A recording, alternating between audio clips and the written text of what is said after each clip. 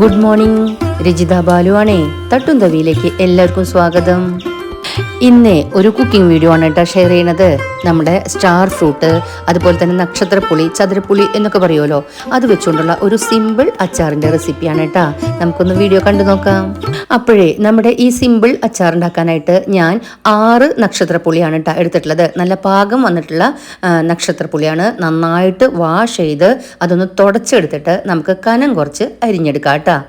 അപ്പോൾ നമ്മൾ നമ്മുടെ ചതുരപ്പുളി അല്ലെങ്കിൽ സ്റ്റാർ ഫ്രൂട്ട് അല്ലെങ്കിൽ നമ്മുടെ നക്ഷത്രപ്പുളീനെ ഇതുപോലെ കനം കുറച്ച് കട്ട് ചെയ്തിട്ടുണ്ട്. ഒന്ന് ഉപ്പ് തിരുമ്പി കൊടുത്തിട്ടുണ്ട് കേട്ടോ. ഇപ്പോഴാണ് ശരിക്കും നമുക്ക് ആ സ്റ്റാറിൻ്റെ ഷേപ്പ് മനസ്സിലാക്കാൻ പറ്റണേ അല്ലേ. ഇന്നത്തെ അച്ചാറിൽ നമ്മൾ മുളക് പൊടി ഉപയോഗിക്കണില്ല കേട്ടോ. പകരം വീട്ടിലുണ്ടായിട്ടുള്ള പലതരം കാന്താരി മുളകും അല്ലാത്ത മുളകൊക്കെ കൂടിയിട്ട് 30ഓളം പച്ചമുളക് വെച്ചിട്ടാണ് ഇന്നത്തെ അച്ചാർ ഉണ്ടാക്കണേ. ഇനി നമുക്ക് സ്റ്റൗ ഒന്ന് കത്തിക്കുക. അതിലേക്ക് ഇത് പാചകം ചെയ്യാനുള്ള ചെറിയൊരു ഉരുളി വെച്ച് കൊടുക്കുക.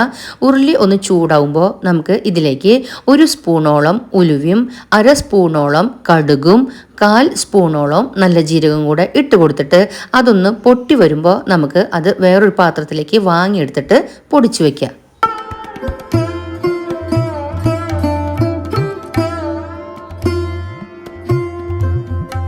കടുകും ഉലുവയും ജീരകവും നമ്മൾ ഒന്ന് ആറാനായിട്ട് മാറ്റി വെച്ചിട്ടുണ്ട്. ഇനി നമുക്ക് അതേ പാനിലേക്ക് തന്നെ 1/2 കപ്പോളം നല്ലെണ്ണ, നമ്മൾ അച്ചാറെണ്ണ എന്ന് പറയില്ലേ, എള്ളെണ്ണ, അത് ഒഴിച്ചു കൊടുക്കുക. എണ്ണ നന്നായിട്ട് ചൂടാവുമ്പോൾ നമുക്കതിലേക്ക് 1/2 സ്പൂണോളം കടുക് ഇട്ട് പൊട്ടിക്കുക. അതിനുശേഷം അതിലേക്ക് ഒരു 6-7 വറ്റൽമുളക് കഷ്ണങ്ങളാക്കിയത് ഇട്ട് കൊടുത്തതിൻ്റെ തൊട്ട് പിന്നാലെ തന്നെ നമ്മൾ വലിയൊരു കഷ്ണം ഇഞ്ചി സ്ലൈസ് ചെയ്ത് വെച്ചിട്ടുണ്ട്, അത് ചേർത്ത് കൊടുക്കുക. അതിൻ്റെ തൊട്ട് പിന്നാലെ നമ്മളൊരു 12ഓളം വെളുത്തുള്ളി അല്ലി എടുത്തിട്ടുണ്ട്, അത് ചേർത്ത് കൊടുക്കുക.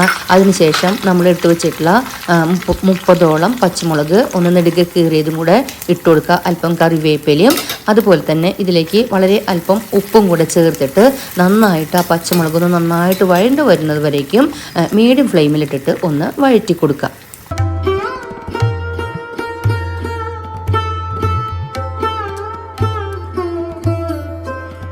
അപ്പോൾ നമ്മളുടെ പച്ചമുളകും വെളുത്തുള്ളിയും ഇഞ്ചിയൊക്കെ ഏകദേശം വഴണ്ട് വന്നിട്ടുണ്ട് കേട്ടോ. ഈ സമയത്ത് നമുക്ക് അല്പം കൂടെ കറിവേപ്പില ചേർത്ത് കൊടുക്കുക. അതുപോലെ തന്നെ നമുക്ക് ഈ സമയത്ത് ഏകദേശം ഒരു 1/2 സ്പൂണോളം കായം പൗഡർ ചേർത്ത് കൊടുക്കുക കേട്ടോ. കായം പൗഡർ എൻ്റെ കഴിഞ്ഞിരിക്കുന്നത് കൊണ്ട് ഞാൻ ഏകദേശം അതിന് കണക്കാക്കിക്കൊണ്ട് ഉള്ള അത്രയും കായം കഷ്ണമാണ് കേട്ടോ ചേർത്ത് കൊടുത്തത്. അതെന്തായാലും ഇതിൽ അലിയണ കായാണ് ഞാൻ ചേർത്തിട്ടുള്ളത്. എന്നിട്ട് നമുക്കിതിലേക്ക് അല്പം മഞ്ഞൾപ്പൊടിയും കൂടെ ഇട്ട് കൊടുക്കുക. അതുപോലെ നേരത്തെ വറുത്ത് വെച്ചിട്ടുള്ള നമ്മൾ ഉലുവയും കടുകും ജീരകം ഉണ്ടല്ലോ, അത് നന്നായിട്ടൊന്ന് ആറിയപ്പോൾ പൊടിച്ചെടുത്തിട്ടുണ്ട്. അത് നന്നായിട്ട് ഫൈൻ ആവണമെന്നില്ല, ചെറിയ തരിതരിപ്പായാലും കുഴപ്പമില്ല.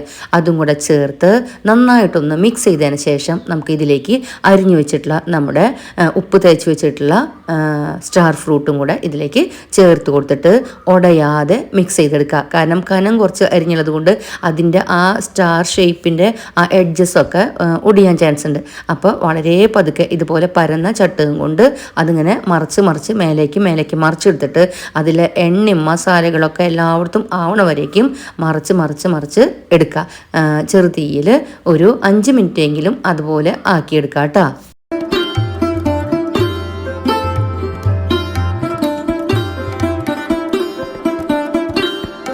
5 മിനിറ്റ് നേരം കണ്ടിന്യൂസ് ആയിട്ട് ഇതുപോലെ മറിച്ചിട്ടതിന് ശേഷം ഉപ്പൊന്ന് ചെക്ക് ചെയ്യുക. ഉപ്പ് കുറവാന്ന് തോന്നുകയാണെങ്കിൽ അല്പം കൂടെ ഉപ്പ് ഇട്ട് കൊടുത്തിട്ട് നമുക്ക് വീണ്ടും ഇത് ഒരു 5 മിനിറ്റ് നേരം കൂടെ ഇതുപോലെ ഒന്ന് മറിച്ചെടുക്കുക. എന്നിട്ട് നമുക്ക് തീ ഓഫ് ചെയ്യാം കേട്ടോ. തീ ഓഫ് ചെയ്തതിന് ശേഷം പതുക്കെ ഇതുപോലെ മറിച്ചുകൊണ്ടിരിക്കണം. കാരണം ഉരുളിയാണ്, നല്ല ചൂടുണ്ടാവും. അപ്പോൾ അതിനനുസരിച്ച് നമ്മൾ ആ അടിവശം തന്നെ ഇങ്ങനെ വല്ലാതെ വേവാനുള്ള ചാൻസ് ഉണ്ട്. അപ്പോൾ അത് ഒഴിവാക്കാനായിട്ട് അതുപോലെ ചെയ്തുകൊണ്ടിരിക്കണം കേട്ടോ. അപ്പോൾ ഇതാ നമ്മളുടെ പുളിയുടെ കളറൊക്കെ മാറിയിട്ടുണ്ട്, ഒന്ന് തളർന്നിട്ടുണ്ട്, പുളി ഒന്ന് വെന്തിട്ടുണ്ട്, അച്ചാർ സെറ്റായിട്ടുണ്ട് കേട്ടോ. നമുക്ക് സ്റ്റവ് ഓഫ് ചെയ്യുക. എന്നിട്ട് ഇതൊന്ന് നന്നായിട്ട് ആറിയതിന് ശേഷം മാത്രം ഗ്ലാസ് ജാറുകളിലേക്ക് ഇത് പകർത്തി വെക്കുക.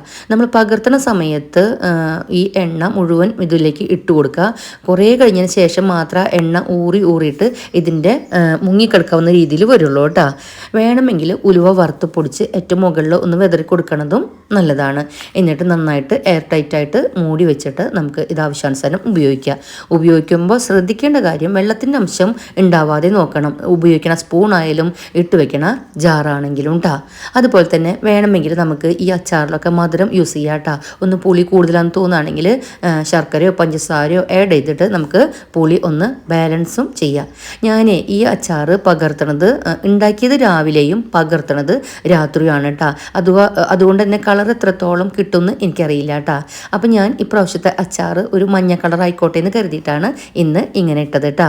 നിങ്ങൾക്ക് വേണമെങ്കിൽ മുളക് പൊടി, നമ്മൾ ആ മഞ്ഞൾപ്പൊടി ചേർക്കുന്ന സമയത്ത് 1 ടേബിൾ സ്പൂണോളം മുളക് പൊടി ചേർത്തിട്ട് ഇത് ചുമന്ന അച്ചാർ ആയിട്ടും ഉപയോഗിക്കാം. അപ്പം എൻ്റെ ഇന്നത്തെ റെസിപ്പി നിങ്ങൾക്ക് ഇഷ്ടമായി തന്നെ വിശ്വസിച്ചോട്ടെ. എങ്കിൽ എപ്പോഴും പറയണ പോലെ തന്നെ കേട്ടോ, സപ്പോർട്ട് ചെയ്യുന്ന കാര്യത്തിൽ മറവി വേണ്ട കേട്ടോ. നിങ്ങളുടെ ലൈക്കുകളും കമൻറ്റുകളും ഇപ്പോഴും എനിക്ക് കുറവാണ് കേട്ടോ. എന്തായാലും ലൈക്കും കമൻറ്റും ഒക്കെ വരുന്നതിനനുസരിച്ച് മാത്രമാണ് യൂട്യൂബ് നമ്മുടെ വീഡിയോസ് സജഷനിലേക്ക് വിടുള്ളൂ. അപ്പോൾ അതുകൊണ്ട് അത് ചെയ്യാൻ മറക്കരുതേ. അപ്പോൾ നമുക്ക് അടുത്ത വീഡിയോകളിലൂടെ ഇനിയും കാണാം. അതുവരേക്കും ചിൽഡ്രൻ ടേക്ക് കെയർ. ബൈ.